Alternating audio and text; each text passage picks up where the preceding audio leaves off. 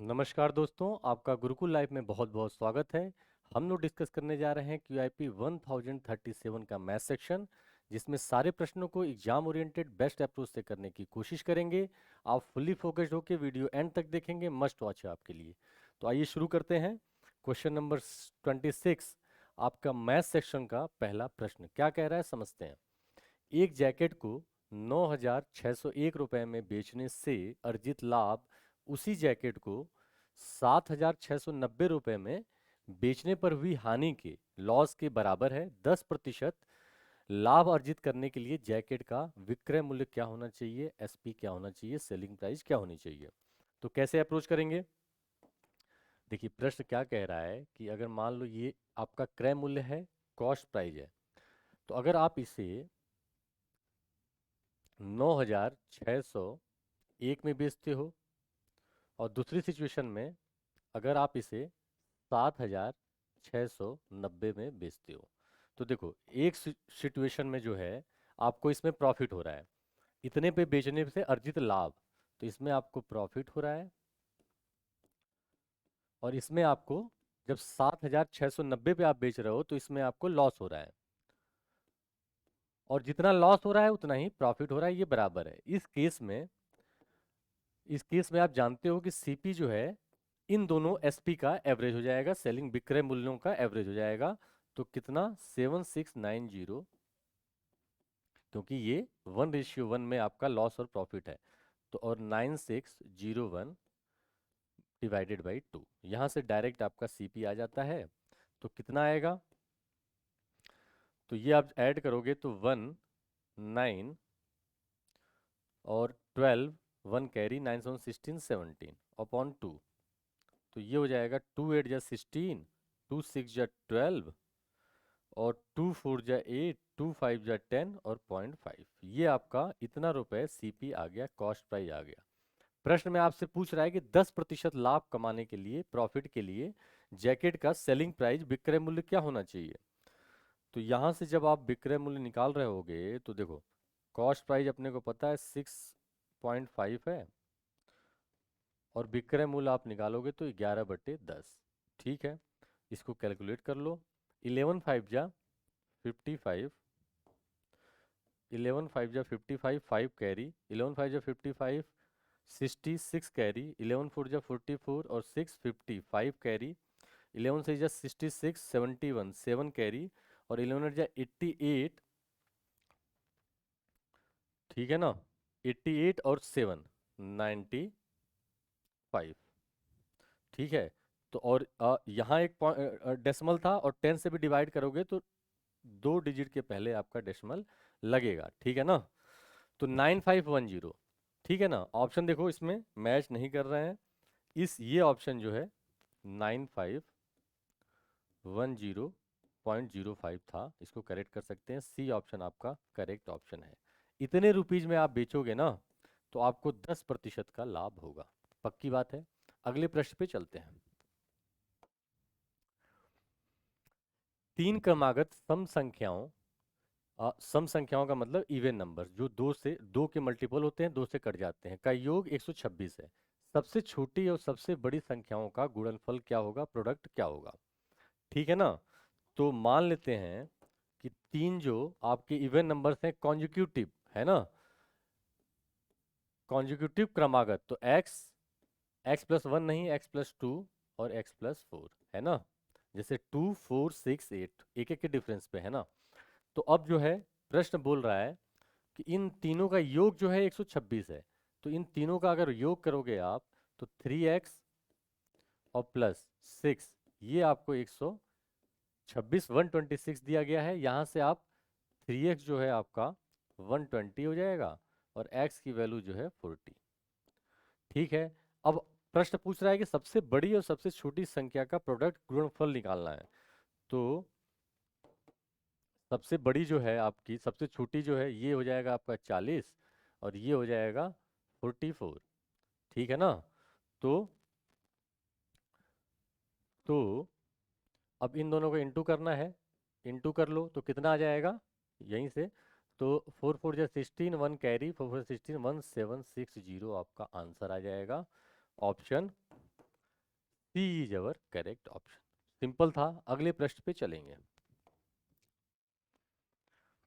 बोल रहा है कि एक वृत्त की त्रिज्या, एक सर्किल का रेडियस 18 सेंटीमीटर है।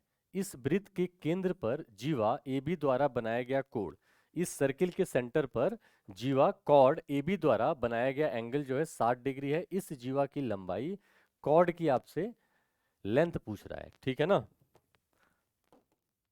तो ये अगर आपका सर्किल है और इसमें जो है आपको रेडियस जो है 18 सेंटीमीटर है, कॉर्ड ए बी है, तो कॉर्ड ए बी, जीवा ए बी ये रही, ठीक है ना। अगर ये सेंटर है, ये अगर सेंटर है तो ये आपका रेडियस हो जाएगा, ठीक है ना। त्रिज्या हो जाएगी जो कि 18 सेंटीमीटर दी गई है, 18 सेंटीमीटर, और ये भी 18 सेंटीमीटर हो जाएगा। पक्की बात है। और जो केंद्र पे एंगल बना रहा है, जो सेंटर पे ए बी कॉर्ड जो है, सेंटर पे एंगल कितना, 60 डिग्री, ठीक है ना। तो अब देखो क्या है, बाकी दोनों एंगल भी जो हैं कितने हो जाएंगे, बाकी दोनों एंगल, ये एंगल और ये एंगल देखो, तो 60 डिग्री है तो 120 माइनस 60, 180 माइनस 180, देखो तीनों ट्रायंगल का, तीनों का एंगल का जोड़ 180, तो 60 करोगे तो 120, और 120 से आप डिवाइड करोगे दो का, क्योंकि ये दोनों एंगल बराबर हैं, ये दोनों एंगल बराबर हैं, तो 2 तो 60 डिग्री वो भी आ जाएंगे, तो ये 60 डिग्री और ये भी 60 डिग्री। पक्की बात है ना। तो अब जो है ये जो है 60 डिग्री, तो देखो ये इक्विलेटरल ट्रायंगल बन गया, समबाहु त्रिभुज बन गया। और आपसे जीवा की लंबाई पूछा है, तो अब कुछ भी नहीं है, जीवा की लंबाई कितनी हो जाएगी, अगर ये 18 ये 18 तो ये भी 18 सेंटीमीटर, ठीक है ना। इस तरह से इस प्रश्न को अप्रोच करना था। Option C is our correct option. अगले प्रश्न पे चलेंगे।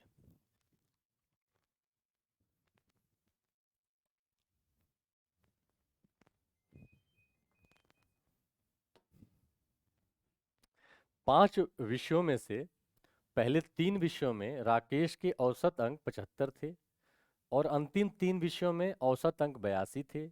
यदि तीसरे विषय में, सब्जेक्ट में, उसके अंक 66 थे, 66 थे, तो सभी 5 विषयों में उसके औसत अंक कितने थे, ये आपको ज्ञात करने को प्रश्न बोल रहा है। तो देखिए, पहले 3 में उसके औसत अंक जो थे ना 75 थे, 3 विषयों में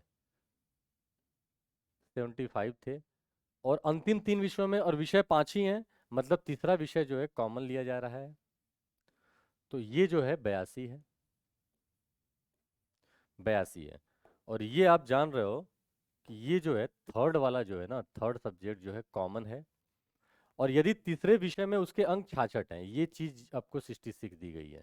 तो अब देखिए कैसे अप्रोच करेंगे, कैसे अप्रोच करेंगे। तो ये जो पहले 3 है, तो 75 इंटू 3 टोटल कितना हो जाएगा, ये 225, ठीक है ना। और ये वाले जो हैं 82 इंटू 3, तो ये हो जाएगा 3 2 जा 6, 3 8 जा 24। अब जो है, अब जो है, तो इन तीनों का जोड़ और इन तीनों का जोड़ आ गया, टोटल जोड़ दीजिए, 6 5 11, 1 6 7 और ये 4, 471 आ रहा है। लेकिन आपको पता है कि यहाँ पे थर्ड सब्जेक्ट जो है, तीसरा सब्जेक्ट में 2 बार लिया गया है, तो एक बार माइनस कर दीजिए, तो एक बार जो है आप इसको माइनस करोगे 66, 66, तो 11 में से 6 गया 5 और 0, 405। अब ये पांचों सब्जेक्ट का जोड़ हो गया, ठीक है ना। ये जोड़ 471 जो है 6 सब्जेक्ट्स का है, और तीसरा कॉमन है, उसको हटा लेते हैं 66, तो अब जो है 405 आ गया, तो एवरेज जो हो जाएगा पांचों सब्जेक्ट में कितना हो जाएगा, 405 अपॉन 5, 5 8 जा 40 और 5 1 जा 5। Option D is our correct option. Simple है ना। अगले प्रश्न पे चलते हैं। सीधी उभयनिष्ठ स्पर्श रेखा, डायरेक्ट कॉमन टेंजेंट, की लंबाई 2 वृत्तों के लिए 24 सेंटीमीटर है, जिनकी त्रिज्या 16 सेंटीमीटर और 6 सेंटीमीटर है, उनके केंद्रों के बीच की दूरी कितनी है ये आपको ज्ञात करनी है। ठीक है ना। तो ये दो सर्किल हैं, एक ये हो गया और एक जो है ये हो गया। अब जो है ये कॉमन टेंजेंट हो गया आपका, ये जो है कॉमन टेंजेंट हो गया, और ये इसके केंद्र हैं। तो मान लो ये जो है आपका डी हो गया, और यहाँ से इसको मिला दो और इसको मिला दो। अब ये जो आपको रेडियस दिया गया है वो 24 और 16 दिया गया है। इस ट्रायंगल का 24 सेंटीमीटर, इस ट्रायंगल का 16 सेंटीमीटर। ठीक है ना। और डी आपको दिया हुआ है, length of direct common tangent दिया हुआ है ना, मतलब ये चीज दी हुई है ए बी आपको, ए बी। तो ये लेंथ आपको दी गई है कितनी, 24 सेंटीमीटर, और ये 16 है ना। रेडियाई का 16 है और वो 24 है। ये 24 सेंटीमीटर, अच्छा 16 और 6 था ना, और ये जो है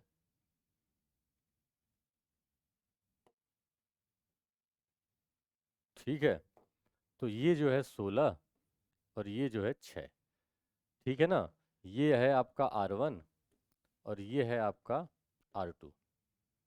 ठीक है। तो अब आप जानते हैं फॉर्मूला क्या होता है, ए बी स्क्वायर जो इसकी लेंथ होती है वो इसकी जो दोनों केंद्रों के बीच की दूरी है डी स्क्वायर माइनस दोनों जो रेडियस हैं उनका डिफरेंस, तो R1 माइनस R2 का होल स्क्वायर।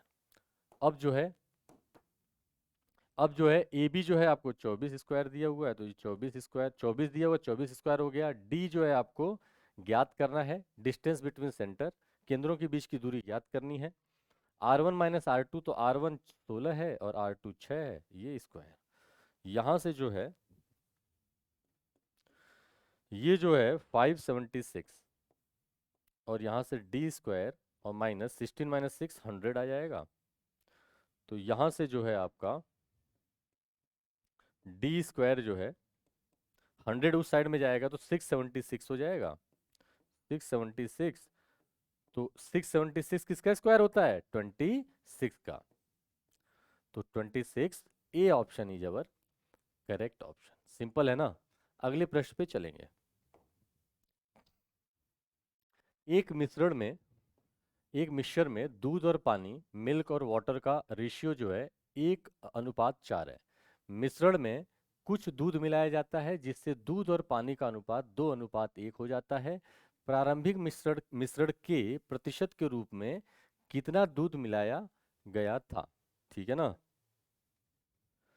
ठीक है। तो अब देखिए कैसे अप्रोच किया जाएगा इस प्रश्न को। ये M फॉर मिल्क, मिल्क, और ये वाटर। ठीक है। इनका अनुपात दिया गया है आपको 1:4। अब बोल रहा है कि मिश्रण में कुछ दूध मिलाया जाता है जिससे दूध का और पानी का अनुपात 2:1 हो जाता है। तो अब देखिए दूध कितना मिलाया जा रहा है, दूध मिलाया जाता है मतलब पानी जो है, पानी की क्वांटिटी में कोई परिवर्तन नहीं होने जा रहा है। ठीक है। मिश्रण में कुछ दूध मिलाया जाता है जिससे दूध और पानी का अनुपात, तो देखो दूध मिलाया जाएगा तो पानी में तो कोई परिवर्तन नहीं है, तो यहाँ इंटू 4 कर लो और यहाँ इंटू 4। तो देखो ये हो गया आपका 8, और ये तो एक है ही ऑलरेडी। इसका मतलब जो है टोटल कितना दूध मिलाया गया, 7 यूनिट। और स्टार्टिंग के रेशियो से पूछ रहा है तो 7 बटे टोटल ये कितना हो जाएगा, 5। 7/5 गुणे 100। यहां से कट्टम कुट्टम खेलेंगे तो ये 20, 140% इनिशियल मिक्सचर के रिस्पेक्ट में दूध मिलाया गया था।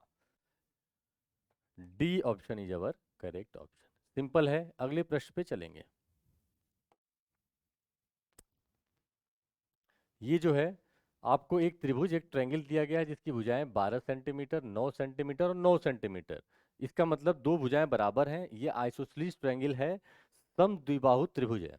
इस त्रिभुज की परिधि पेरीमीटर की त्रिज्या क्या है, ये निकालने को बोल रहा है।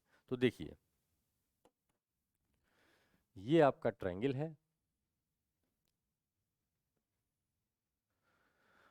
और ये ट्रायंगल है, मान लेते हैं ये जो भुजाएं हैं बराबर वाली, वो 9 9 और 12 है।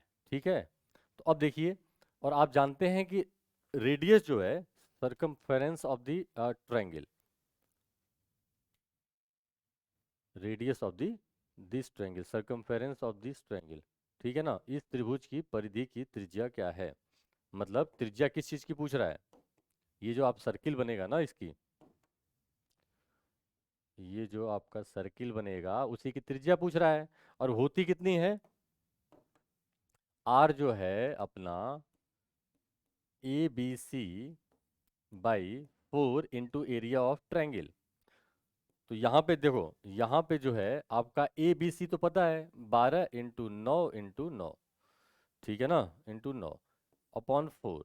बस एरिया ऑफ ट्रायंगल चाहिए, है ना, एरिया ऑफ ट्रायंगल, त्रिभुज का क्षेत्रफल चाहिए। कैसे निकालेंगे, तो आप जानते हैं कि आइसोसेलेस ट्रायंगल का क्षेत्रफल निकालने के लिए आप इस पे परपेंडिकुलर ड्रॉ कर दो, ये सामने वाली भुजा को दो बराबर भागों में बांट देता है, ठीक है ना, क्योंकि ये दोनों ट्रायंगल आपके कॉन्ग्रुएंट हो जाएंगे, सर्वांग सम। ठीक है, ये प्रॉपर्टी माइंड में सेट कर लेंगे कि जब भी इस वर्टेक्स से अपोजिट साइड पे सामने वाली भुजा पे लंब परपेंडिकुलर ड्रॉ किया जाएगा तो ये इस भुजा को दो बराबर भागों में बांट देगा। क्लियर है ना। तो अब देखो, ये हो गया 6 और ये भी 6, तो ये 6 हो गया। तो अब देखो इस ट्रायंगल को बाहर निकालो, ये है, तो ये जो है आपका 90 डिग्री है, और ये चीज जो है आपकी 6 है, ये जो है 9 है, तो ये कितना हो जाएगा हाइट, ये जो है अगर h है, हाइट है, तो हाइट जो है आपकी कितनी हो जाएगी, h equal to 9 square, 9 square और -6 स्क्वायर, ये हो जाएगा 9 - 6 3 और 9 + 6 15, 3 5 जा 15, तो ये 3√5 हो जाएगा। ठीक है ना, इतना सेंटीमीटर आपकी हाइट हो गई। तो अब यहाँ से आपकी एरिया आ जाएगी। एरिया जो ट्रायंगल है वो जानते हैं हाफ बेस इंटू हाइट, तो बेस कितना है, 12 है, और हाइट हमने निकाल ली 3√5। यहाँ से जो है 2 6 जा 12 और 6 3 जा 18, 18√5 स्क्वायर सेंटीमीटर हमारी एरिया आ गई। अब यहाँ उठा के रख दीजिए, तो चलो 12 इंटू, ये जो है धीरे से इसको हटा लेते हैं, और यहाँ पे ट्रायंगल, एरिया ऑफ ट्रायंगल जो है कितना हो गया, 18√5, 18 18√5। अब जो है कट्टम कुट्टम खेल लीजिए, 4 3 जा 12, 3 6 जा 18, है ना, और 3 2 जा 6, 3 3 जा 9, तो ये हो जाएगा 18/2√5। कौन सा ऑप्शन, 18 रूट, ठीक है, मैच नहीं कर रहे हैं। और ये 9 3 जा 27 है ना, 2 नहीं है अपना, 9 3 जा 27 है, ये 27। देखो क्या है, तो √5 नीचे है, हम ऊपर भी ले सकते हैं, तो अगर ऊपर लेंगे तो 27√5 हो जाएगा, और नीचे √5 इंटू √5 5, 5 2 जा 10, तो इतना स्क्वायर, इतना जो है सेंटीमीटर, रेडियस निकालना है ना, centimetre, 27√5/10, B option is our correct option. Simple है ना। अगले प्रश्न पे चलें। Which of the following is the smallest ever, इसमें से सबसे जो है छोटा कौन सा है ये निकालना है। तो देखिए 14 to the power 1/3, और ये 12 to the power 1/2, ये है आपका 16 to the power 1/6, और ये है 25 to the power 1/12। अब जो है हम लोग क्या करेंगे, एलसीएम ले लेंगे, है ना, एलसीएम ऑफ 3 2 डिनोमिनेटर में जो भी हैं 6 और 12, तब क्लियरली हमें दिखने लगता है, यहाँ से आइडिया लगाना टफ हो जाता है। और जब आप एलसीएम लेंगे और उससे उस एलसीएम से आप उसको पावर में लगा देंगे, देखिए इसका एलसीएम कितना हो जाएगा, 12, ठीक है ना। तो अब देखो क्या करना है, इसमें इन सब में आप इंटू 12 कर लो, इंटू 12, इंटू 12 और इंटू 12, ठीक है ना। तो ये कितना हो गया, 14 टू द पावर 4, ये 12 टू द पावर 6, ये 16 टू द पावर 12, और ये जो है 25 टू द पावर 1। अब देखो आपको क्लियरली दिखने लगा, क्लियरली हमें दिख रहा है कि ये सबसे 25 है, बाकी तो सारे पावर हैं, तो 25 सबसे छोटी, मतलब बी ऑप्शन अपना करेक्ट ऑप्शन है। इस तरह से इन प्रश्नों को अप्रोच करते हैं। आइए अगले प्रश्न पे चलते हैं। अब आपको ये ग्राफ दिया गया है और below shows the number of male teachers and female teachers in 5 schools, है ना। पुरुष और महिला शिक्षकों की आपको डाटा दिया गया है, ठीक है। ये ब्लू वाला मेल टीचर्स और ऑरेंज वाला फीमेल टीचर्स का डाटा है, ठीक है ना। 5 स्कूल हैं, ABCDE। अब देखो क्या है, K1 क्या है, total number of male teachers in all the 5 school. K1 मतलब K1 निकालने के लिए आपको सारे मेल टीचर्स को ऐड करने पड़ेंगे, ठीक है। और K2 the total number of female teachers in all the 5 school. तो देखो K1 और K2 ये मेल और ये फीमेल, ये है आपके 5 स्कूल ABCD और E, ठीक है ना। और यहाँ पे भी तो ठीक है। अब देखिए, तो डाटा ले लीजिए।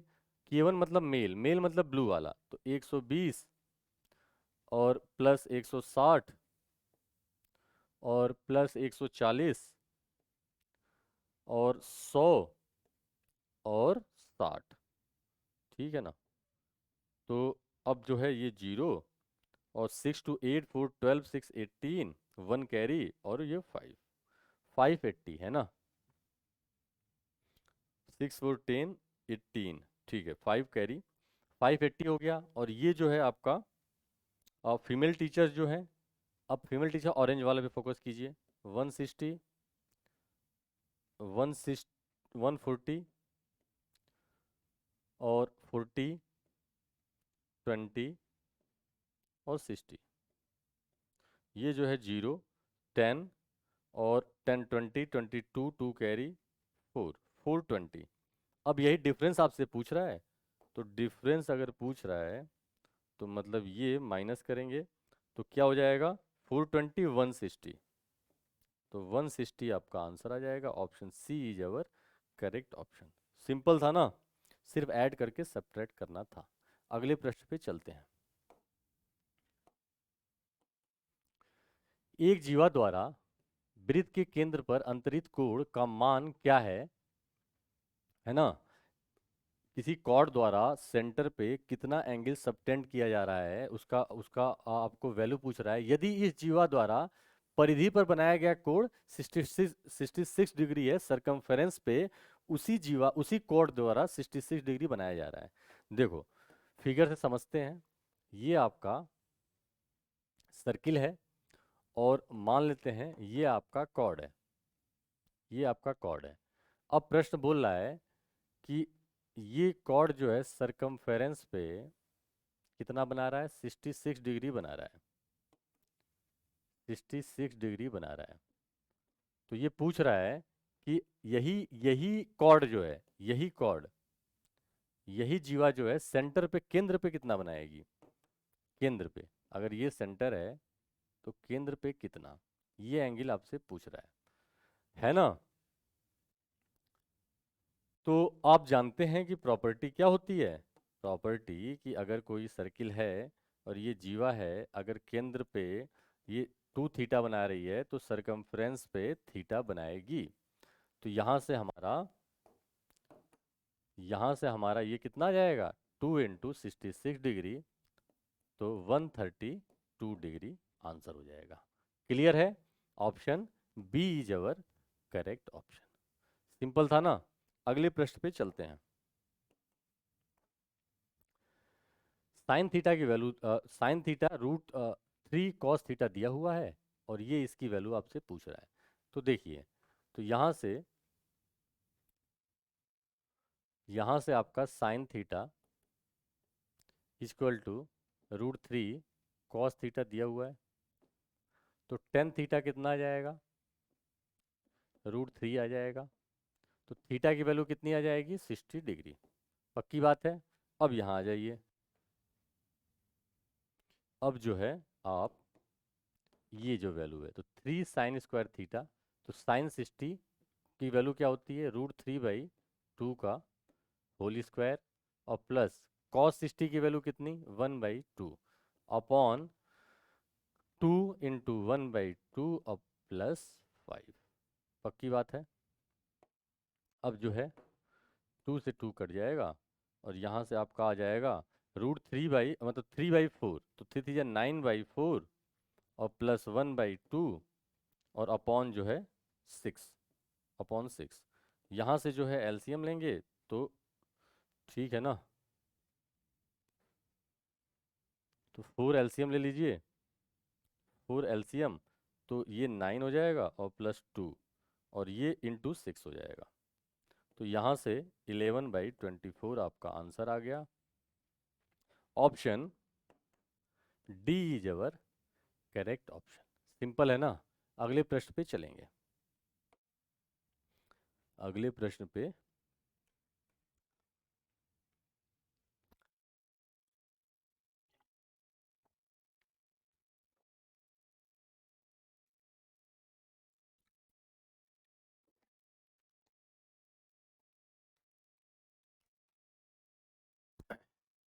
ठीक है।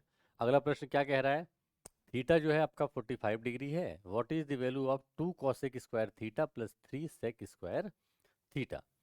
तो देखो इसमें पुट कर दो, 2 कॉसेक थीटा की वैल्यू क्या होती है, √2, तो √2 का स्क्वायर और plus 3 sec square theta, sec theta की वैल्यू क्या होती है, √2, तो √2 का स्क्वायर, तो ये हो जाएगा 2 2 4 और प्लस 3 2 6, वैल्यू कितनी आ जाएगी, 10। Option D is our correct option. Simple है ना। अगले प्रश्न पे चलेंगे। आयुष और अभिषेक का वजन 8:5 के अनुपात में है। अभिषेक का वजन 40% बढ़ जाता है और आयुष और अभिषेक दोनों का कुल वजन 60% बढ़ जाता है। यदि कुल भार 104 किलोग्राम हो जाता है तो वृद्धि के बाद आयुष का भार कितना है, यह आपको ज्ञात करने को प्रश्न बोल रहा है। कैसे अप्रोच करेंगे, तो देखिए ये रहा आयुष, ए वाई आयुष, ए बी जो है अभिषेक, और ये टोटल। ठीक है। अब देखिए तो रेशियो क्या दिया गया है, 8:5, तो अगर ये 8 तो ये 5 तो ये 13। ठीक है ना। अब प्रतिशत की बात है तो एक एक जीरो लगा लेते हैं ताकि प्रतिशत निकालने में आसानी हो।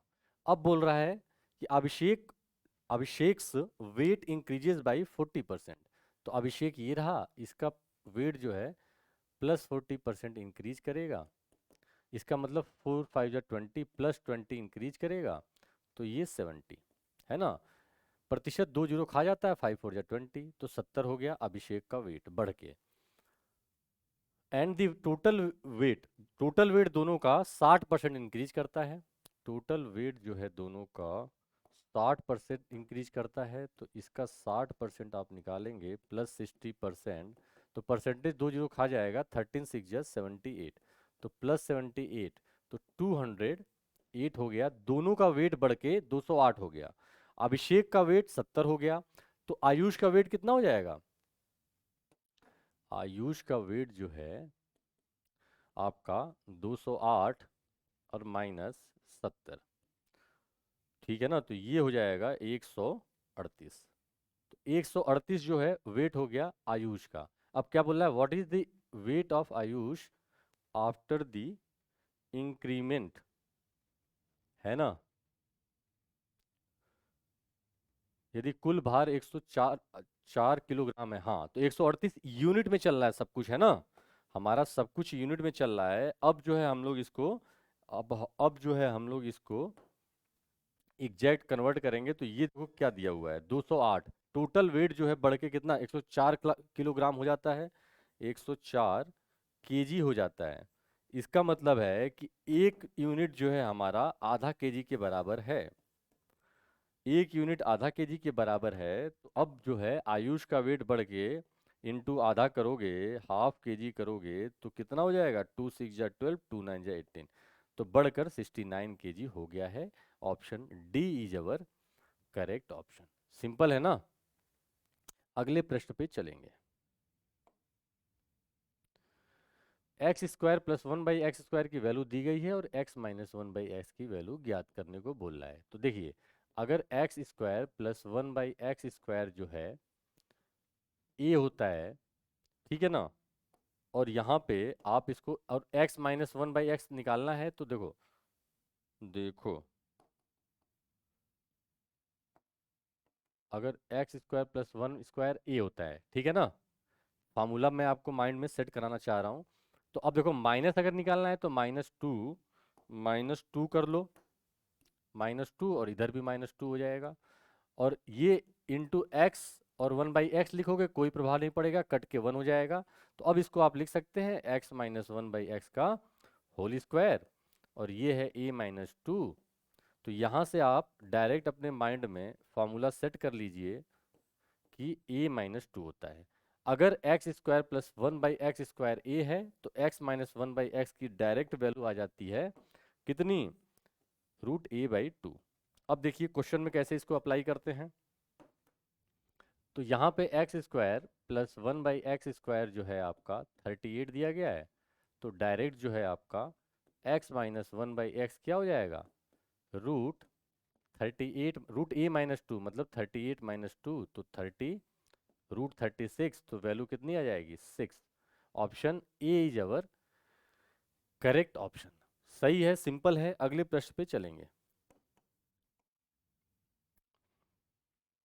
नूतन को नूतन को नूतन को एक बैंक और एक ऐप द्वारा से लोन के 2 ऑफर मिलते हैं। ऐप ने 10,000 रुपए की पेशकश वार्षिक रूप से संयोजित चक्रवृद्धि ब्याज की 15% प्रति वर्ष की दर से 2 वर्ष के लिए की।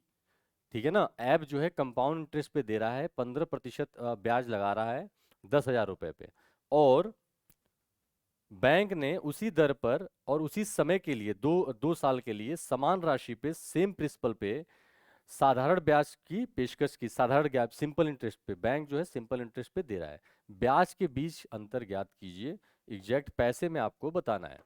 तो देखिए, ये रहा आपका बैंक, ठीक है ना, या ऐप पहले लिख लीजिए, अगर ऐप पहले दिया हुआ है तो ये रहा आपका ऐप और ये है बैंक। ये जो है आपको सीआई पे दे रहा है और ये एसआई पे, ठीक है ना, और प्रतिशत सेम है और टाइम सेम है, 2 साल के लिए, और 15% है। तो देखो इफेक्टिव परसेंटेज कितना, रेट परसेंट कितना हो जाएगा 2 साल का, तो ये 15 × 15 और अपॉन 100। तो यहाँ से 30 32.25, ठीक है ना, 30 और यहाँ से 2.25 आएगा तो 32.25%। ये इसका 2 साल का इफेक्टिव परसेंटेज हो गया। अब जो है एसआई पे 15, 2 साल का 15 + 15 30% होगा, ठीक है ना। तो ये डिफरेंस कितना आ जाएगा, डिफरेंस आपका जो है 2.25% का आ जाएगा, 2.25%, मतलब 2.25/100, और किसका 10,000 टोटल दिया हुआ है तो 10,000 प्रिंसिपल है आपका। तो ये जो है आपका रेट का डिफरेंस आएगा ऐप और बैंक का, 2 जीरो काट देंगे, 100 से इंटू करेंगे तो 225 का, तो 225 रुपए का ऐप और बैंक से 2 साल में 15% ब्याज पे जो डिफरेंस आएगा 225 रुपए का आएगा। Option C is our correct option. Simple है। अगले प्रश्न पे चलेंगे। साइन सी प्लस डी की आपको वैल्यू दी गई है और साइन सी माइनस डी की वैल्यू दी गई है। तो यहां से साइन सी प्लस डी आपका कितना हो जाएगा, साइन 60, √3/2 की वैल्यू किस पे, साइन 60 पे होती है। तो सी प्लस डी यहाँ से आपका आ जाएगा √60 डिग्री, है ना, 60 डिग्री, ठीक है। और अब जो है दूसरा जो है सेक, तो सेक सी माइनस डी, तो सेक सी माइनस डी की वैल्यू आपको 2/√3 किस पे होती है, तो सेक 30 पे, सेक 30 डिग्री पे। तो यहाँ से सी माइनस डी आपका आ जाएगा, सी माइनस सी माइनस डी आपका आ जाएगा, है ना, कितना, 30 डिग्री। अब जो है तो इसको ऐड कर दीजिए, ये जो है कैंसिल आउट हो जाएगा, 2c जो है आपका 90 डिग्री, तो यहाँ से c की वैल्यू जो है 45 डिग्री आ गई। ठीक है ना, अगर c की वैल्यू 45 डिग्री आ गई तो c प्लस डी मतलब 45 और प्लस डी आपका 60 डिग्री, आपका 60 डिग्री, तो डी जो है आपका 15 डिग्री आ गया। अब प्रश्न क्या पूछ रहा है कि what is the value of C at D, यही तो पूछ रहा था। तो सी 45 और सी और डी का, तो सी 45 और D, D option is our correct option. Simple है, अगले प्रश्न पे चलें। ठीक है, ये आपको लाइन चार्ट दिया गया है जो दिखा रहा है क्या, सेविंग और एक्सपेंडिचर, सेविंग और एक्सपेंडिचर, बचत और खर्च व्यय, 5 कंपनियों का, C D E F and G. ठीक है ना, ये 5 कंपनी है, C D E F and G. तो और सेविंग और एक्सपेंडिचर दिखा रहा है, ठीक है ना, बहुत ज़्यादा क्लियर नहीं किया है। तो ये जो है पहला जो है मान लेते हैं सेविंग जो ये है, ठीक है। तो इसमें अगर कलरफुल ये होता लाइन चार्ट तब हम लोग ध्यान से कर लेते। सेविंग जो है आपका ये है, तो एक्सपेंडिचर, ठीक है, तो मान लेते हैं ये सेविंग है, ये सेविंग है और ये एक्सपेंडिचर है, ठीक है ना, नीचे वाला। तो अब देखो क्या है, इनकम जो है आप जानते हैं कि भाई इनकम जो भी मिलती है उसमें आप बचत करते हो और खर्च करते हो, तो इनकम जो है सेविंग प्लस एक्सपेंडिचर है। What is the ratio of total expenditure to the total income, expenditure और इनकम का आपसे, एक्सपेंडिचर और इनकम का आपसे रेशियो पूछ रहा है। तो देखिए, देखो एक्सपेंडिचर अगर ये मान लिया जाए तो टोटल कितना हो जाएगा एक्सपेंडिचर, तो टोटल जोड़ लो, और यहाँ पे हमें टोटल इनकम जोड़ना है, मतलब सब कुछ, तो 400, 700, 1100, 1100 और 600, 1700, 500, 2200 और 2200 और 1300, 3500 ये हो गया, 3500 एक्सपेंडिचर, और इनकम टोटल जोड़ के ये 1000, और ये जो है 2800, नहीं 1800, तो 2800 हो गया, और ये 1500, तो 2800, 3800 और 5 4300 हो गया, और ये 1100, तो 5500 हो गया, और ये जो है 2000, तो 7500 हो गया। ठीक है ना, तो ये जो है हम लोग का ये और ये काट दीजिए, तो कितना आ गया, 35:75, 35:75। अच्छा, ये जोड़ने पे हमारा 74 आ रहा था, ठीक है ना, ये करेक्ट कर लेना, यहाँ पे हमारा 74 आएगा, ठीक है, ये 7400। तो अब काटोगे तो 35:74, option B is our correct option. ठीक है ना, देखो दोनों ही ऑप्शन दिए गए हैं, 35:74 और 74:35। तो आप देखो ये पिक्चर बहुत क्लियर नहीं है, आपको जब एग्जाम में आएगा तो कलरफुल आएगा, आपको बिल्कुल सेविंग और एक्सपेंडिचर कौन में, दोनों में से कौन सा ग्राफ है वो दिया रहेगा। यहाँ हम लोग मान के चल रहे हैं कि ऊपर वाला सेविंग है, नीचे वाला एक्सपेंडिचर है, तो इस केस में रेशियो ये आएगा। कई बार आप इसमें फॉल्ट करते हो और डी ऑप्शन लगा के बढ़ जाओगे, अगर इस प्रश्न के अकॉर्डिंग, तो गलत हो जाएगा। क्यों, क्योंकि आपको पहले एक्सपेंडिचर दिया है और बाद में टोटल इनकम, इसका ध्यान रखना है। अगले प्रश्न पे चलेंगे। मूल्य उसके एक वस्तु का अंकित मूल्य, मार्केट प्राइस, मार्क प्राइस, उसके क्रय मूल्य सीपी से 20% अधिक है। दुकानदार अपनी वस्तु को बेचने के लिए अधिकतम कितने प्रतिशत की छूट दे सकता है जिससे उसे कोई हानि नहीं हो, कोई लॉस ना हो। तो कैसे अप्रोच करेंगे, सबसे पहले देखिए, ये आपका अगर लागत मूल्य है, सीपी है, क्रय मूल्य है, और ये अंकित मूल्य है, मार्क प्राइस है। तो अब आपसे प्रश्न में आपको दिया हुआ है कि 20% मतलब एमपी जो है सीपी से 20% अधिक है। तो 20% आप जानते हैं कितना होता है, 1/5 होता है। तो अगर सीपी 5 है तो एमपी 6 है। ठीक है ना। अब देखिए, बोल रहा है कि अब एमपी पे कितना डिस्काउंट दिया जाए कि कोई लॉस ना हो। कोई लॉस नहीं हो मतलब सेलिंग प्राइस भी कितनी, क्रय मूल्य भी कितना होना चाहिए, 5 ही होना चाहिए। तो अब डिस्काउंट ये आएगा। तो 1 जो है, 1 का डिस्काउंट 6 पे इंटू 100। और आप जानते हैं कि 1/6 का परसेंट कितना होता है, 16/2/3%। 16/2/3%, A option is our correct option. Simple था ना। हमें लॉस अगर नहीं होना है, जीरो लॉस होना है, तो सीपी और एसपी को बराबर रखना है। मतलब एसपी जो है, विक्रय मूल्य जो है 5 हो जाएगा, आपका अंकित मूल्य 6 है, यहां से डिस्काउंट निकाल दीजिए। अगले प्रश्न पे चलते हैं। 7 सेंटीमीटर त्रिज्या वाले 3 वृत्त इस प्रकार रखे गए हैं कि प्रत्येक वृत्त अन्य 2 को स्पर्श करता है। इन 3 वृत्तों से घिरे भाग का क्षेत्रफल क्या होगा, ये आपको प्रश्न ज्ञात करने को बोल रहा है। तो देखिए, तो 3 जो है वृत्त हैं, एक, और ये जो है आपका दूसरा, और ये जो है आपका तीसरा। ये जो है आपका तीसरा हो गया।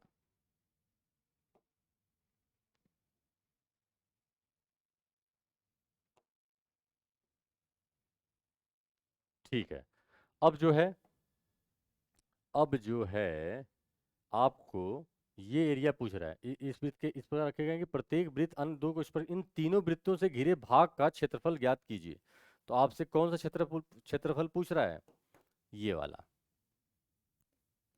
ये वाला क्षेत्रफल पूछ रहा है। ठीक है ना। ये और ये,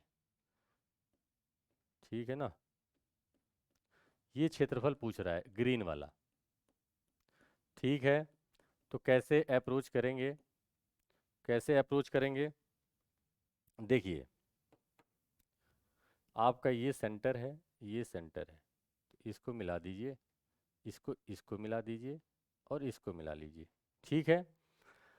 अब देखिए, आपका रेडियस दिया गया है आपको 7 सेंटीमीटर, तो ये भी 7, ये भी 7, ये भी 7, ये भी 7, ये भी 7, ये भी 7। तो ये कौन सा ट्रायंगल बन गया, इक्विलेटरल ट्रायंगल। मतलब ये 60 डिग्री, ये 60 डिग्री, और ये भी 60 डिग्री। ठीक है ना। तो देखिए, अब इक्विलेटरल ट्रायंगल बन गया, तो अब क्या करना है, इस पूरे का एरिया लेना है इक्विलेटरल ट्रायंगल का। और ये 3 क्या होंगे, आप ये देखो, आप जो है, ये जो है, मैं इस तरह से बना रहा हूं, ये जो है, तो देखिए, ये और ये, तो ये तीनों ही आपके कितने हैं, 60 डिग्री हैं। जैसे पिज्जा की स्लाइस काटते हैं ना, तो 3 स्लाइस मिला दो। ठीक है ना। तो ये देखो, ये जो है हमारा, अगर इसको,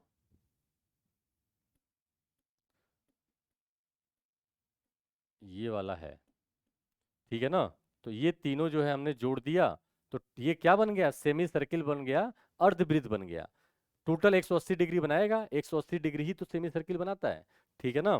तो अब देखो, और इधर जो है आपका ट्रायंगल, इक्विलेटरल ट्रायंगल निकलेगा, इक्विलेटरल ट्रायंगल निकल रहा है, ये ये इक्विलेटरल ट्रायंगल निकल रहा है। तो इसका एरिया निकाल लेंगे, देखो ये 7 है, ये जो है 14, ये जो है 14 सेंटीमीटर, ये भी 14, और ये भी 14। तो इसकी टोटल एरिया आप निकाल लेंगे, टोटल एरिया में से इस सेमी सर्किल का, मतलब ये तीनों एरिया मिला देंगे तो सेमी सर्किल बनेगा, अर्ध वृत्त बनेगा। माइनस करेंगे तो ग्रीन वाला आ जाएगा। तो यहां से आपका इन दोनों का माइनस करना है, इसकी एरिया इसके एरिया से माइनस करना है, पक्की बात है ना। तो अब देखो क्या है, तो इसका एरिया क्या होता है इक्विलेटरल ट्रायंगल का, √3/4 a²। तो ये हो जाएगा √3/4 a² मतलब 14 × 14, और माइनस इसका हो जाएगा πr²/2। तो πr²/2, तो 22/7 πr² क्या हो जाएगा, r², देखो ये चीज कितनी है, 7 है, ये भी 7 है, मतलब स्क्वायर 7 × 7, और हाफ कर लेंगे, अब कट्टम कुट्टम कर लो। तो ये जो है आपका, ये जो है 7 7 दो बार काटेगा, ठीक है। और ये जो है 7 कट जाएगा, और 2 ये 11 से कट जाएगा, तो ये कितना आ जाएगा, 7 7 49, 49 और √3 माइनस 77, 77। तो ये आंसर आ गया 49 √3 माइनस 77। क्लियर है ना?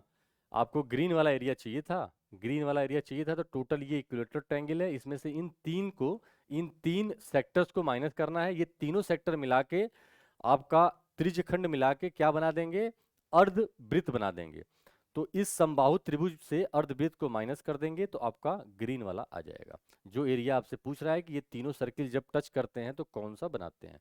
अगले प्रश्न पे चलते हैं। a plus B plus C दिया गया है और आपसे a cube plus B cube plus C cube की वैल्यू पूछ रहा है। तो यहाँ पे आप फॉर्मूला जानते हैं कि क्या होता है, a cube plus B cube plus C cube minus 3abc। इसका फॉर्मूला क्या हो जाएगा, a plus B plus C और A square plus B square plus C square minus A B minus B C और माइनस सी ए। बहुत ही important formula है, mind में बिल्कुल आपके ये सेट होना चाहिए। अब देखिए, a plus B plus C zero दिया गया है, मतलब ये चीज जीरो हो जाएगी, और zero into something always zero. तो देखो क्या होगा, अब यहां से a cube plus B cube plus C cube, और माइनस उधर जाएगा तो प्लस हो जाएगा, बाकी तो जीरो हो गया, तो 3abc। तो option A is our correct option. सही है। तो इसको आप बिल्कुल माइंड में सेट कर लेंगे, तो कभी भी जब a plus B plus C zero होता है तो a cube plus B cube plus C cube 3abc के बराबर होता है। ठीक है ना? डायरेक्ट अगले प्रश्न पे चलते हैं। ये आपको टेबल दिया गया है जिसमें 6 employees shows the salary of 6 employees of A company. किसी कंपनी के 6 एम्प्लॉय LMNOP Q है, इनकी सैलरी ये दी गई है 350, 800, 500, 400, 600, 450। रेशियो पूछ रहा है सैलरी L और M की, ठीक है ना, और जो है P और Q की एक साथ, ठीक है ना, एक साथ। तो यहां से L और M की, L की कितनी 350 और M की कितनी 800 और P की कितनी 600 और Q की कितनी 450। ठीक है ना? Q की, P की, L की 350, M की 800। अब ये जोड़ लो तो ये हो जाएगा 0, 5 और 11, और ये हो जाएगा आपका 0, 5 और 10। अब इसका रेशियो निकालना है आपको। तो रेशियो निकालना है तो ये काटिए, और 5 2 जा 10 और 5 3 जा 15 और 5 2 जा 10 और 5 1 जा 5, तो 23:21। Option D is our correct option. Simple था। अगले प्रश्न पे चलेंगे। ये आपको एक बार ग्राफ दिया गया है जिसमें आपको शुगर, व्हीट और सूजी का 4 दुकानों द्वारा ए 1 2 3 एंड 4 4 दुकान है, और 1 सितंबर 2021 को किसने कितना शुगर बेचा, कितना व्हीट, कितना सूजी, उसका डाटा दिया गया है। अब जो है पूछ क्या रहा है, निम्नलिखित, हाँ, तो the quantity of wheat sold by shop 1 3 and shop 4 together is what percent of the total sugar sold by all shops. तो देखो क्या है कि अब जो है हमें व्हीट,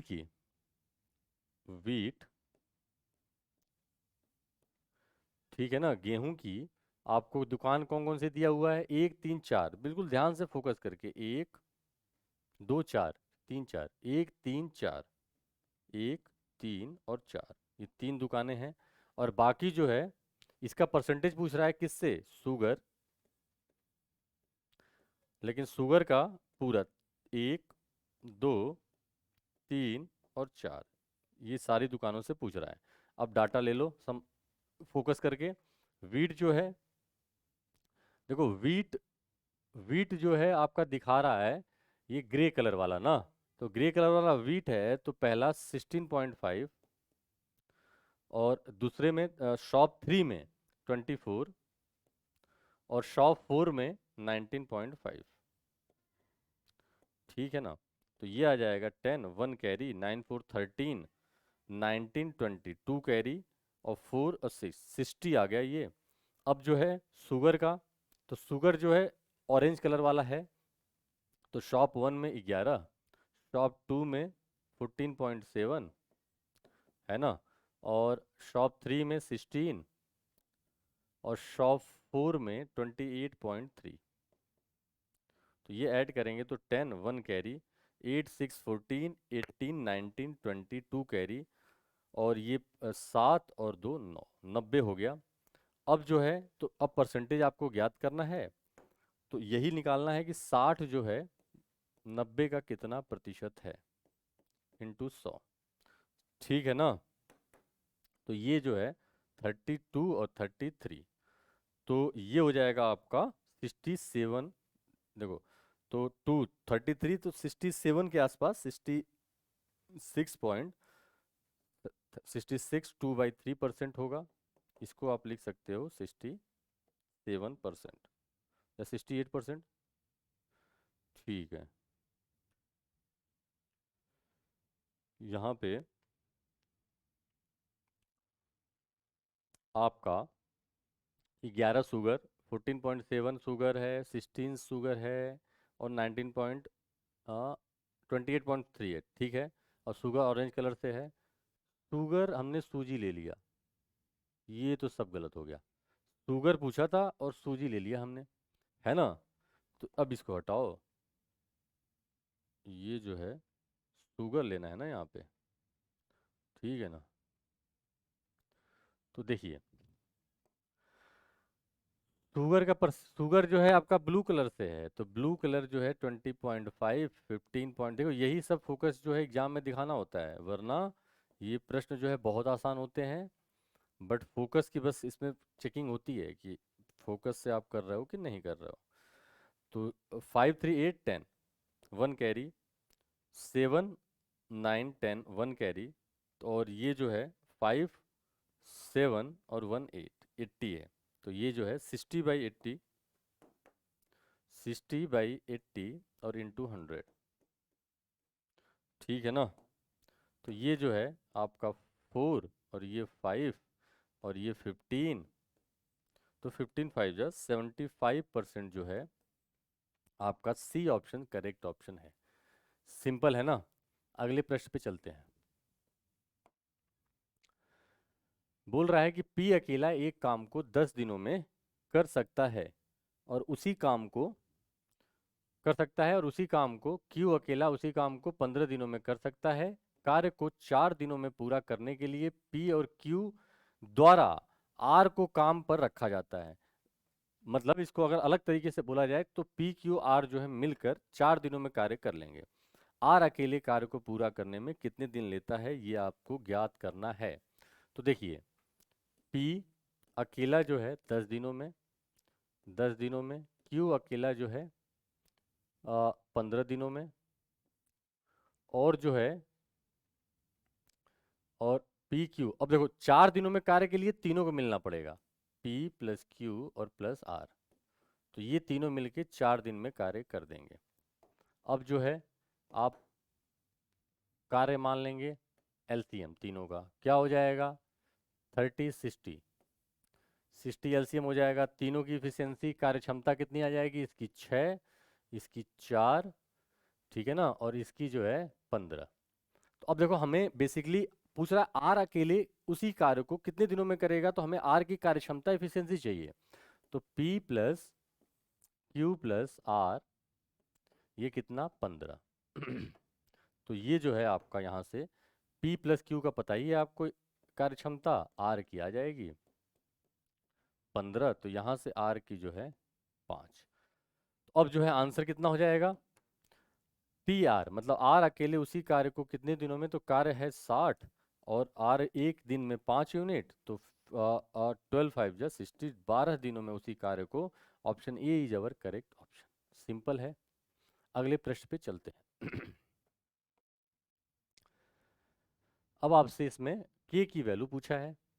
तो देखिए, A cube plus B cube, formula क्या होता है? ए प्लस बी और A square plus B square और प्लस ए बी, 15 × 4, और नीचे जो है अपॉन 15 स्क्वायर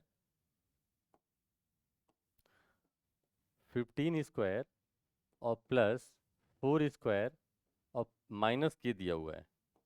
ठीक है ना? और यहाँ पे हम लोग, यहाँ पे माइनस होगा ना, यहाँ पे जो है minus A plus B, A square plus B square minus A B, और यहाँ भी जो है माइनस के दिया हुआ है, और ये इक्वल टू 19 है। ठीक है ना?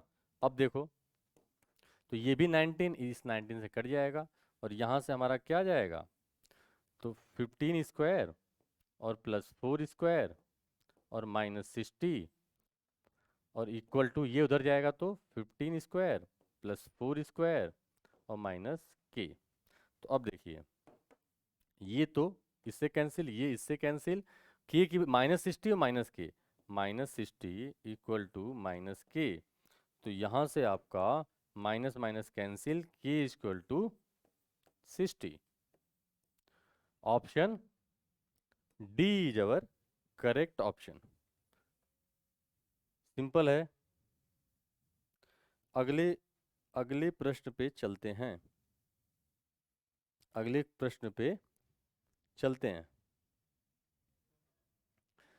अगले और अंतिम प्रश्न पे ना, तो क्या कह रहा है? विवेक सुबह 8 बजे 70 किलोमीटर प्रति घंटे की गति से चलना शुरू करता है। विवेक के 4 घंटे बाद नीरज उसी दिशा में 120 किलोमीटर प्रति घंटे की गति से चलना शुरू करता है। निम्नलिखित में से कौन सा कथन सही है? नीरज और विवेक शाम 5:36 बजे एक दूसरे से मिलते हैं, शाम को पीएम। शाम 4 बजे तक नीरज और विवेक दोनों द्वारा तय की गई दूरी आपको ज्ञात करनी है। सही है ना? तो कैसे अप्रोच करेंगे? देखिए, ये है आपका विवेक सुबह 8 बजे, तो ये रहा विवेक, और सुबह 8 बजे मतलब एएम पे कितने की स्पीड से? 70 किलोमीटर प्रति घंटे की स्पीड से चलता है, शुरू करता है। और विवेक 4 घंटे बाद उसी दिशा में 120 किलोमीटर प्रति घंटे से चलना शुरू करता है। तो 4 घंटे बाद हम लोग देखेंगे कि विवेक जो है यहाँ से यहाँ 4 घंटे में कितनी दूर चला है। तो ये डिस्टेंस जो है 4 घंटे में, और स्पीड जो है 70, तो 7 4 जा 28, तो ये जो है आपकी 280 किलोमीटर हो गई। ठीक है ना? तो 280 किलोमीटर चल लिया है। अब देखो सिचुएशन क्या है। अब जो है टाइम कितना हो रहा है? टाइम जो है 12 बज रहा है, 12 बज रहा है यहाँ पे, 12 पीएम, दोपहर का 12। ठीक है ना? और जो है आपका नीरज नीरज जो है स्पीड कितनी इसकी?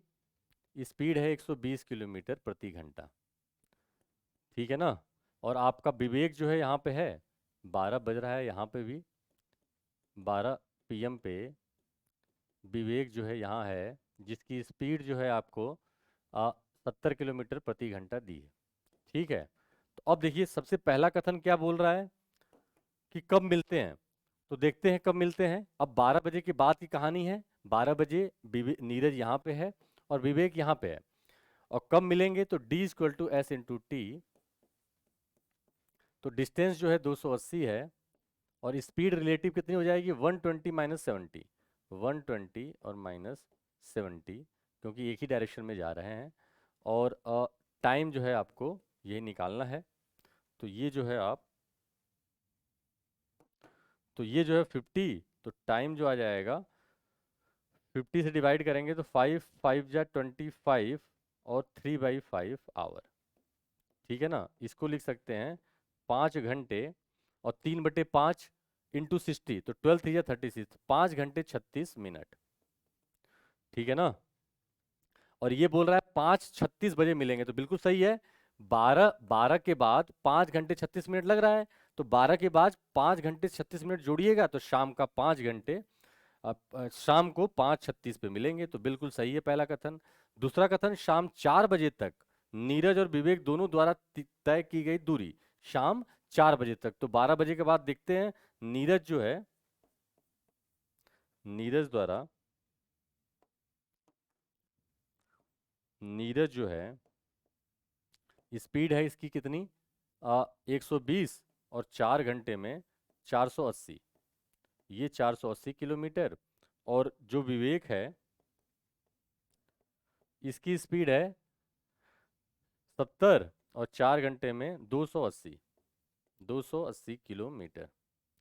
तो टोटल दूरी कितनी हो जाएगी,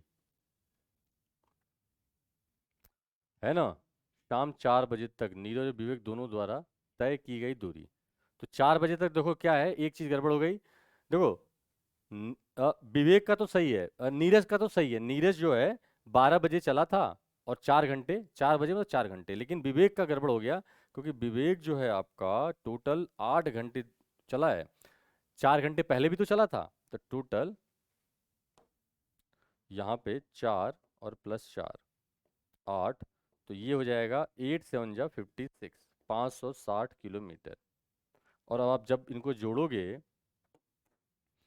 जोड़ोगे तो कितना आएगा, 0, और 8 6 14 1, और 5 4 10, 1040। और प्रश्न में दिया गया है 1080, ठीक है ना, 1080 जो गलत हो गया, तो दूसरा ऑप्शन गलत हो गया। Only one option is your correct option. सही है, सिंपल है। तो ये था आपका QIP 1037 का मैथ सेक्शन। आई होप कि सारे प्रश्न आपके माइंड में सेट हो गए होंगे। अगली QIP में फिर मिलेंगे, तब तक के लिए बहुत बहुत धन्यवाद।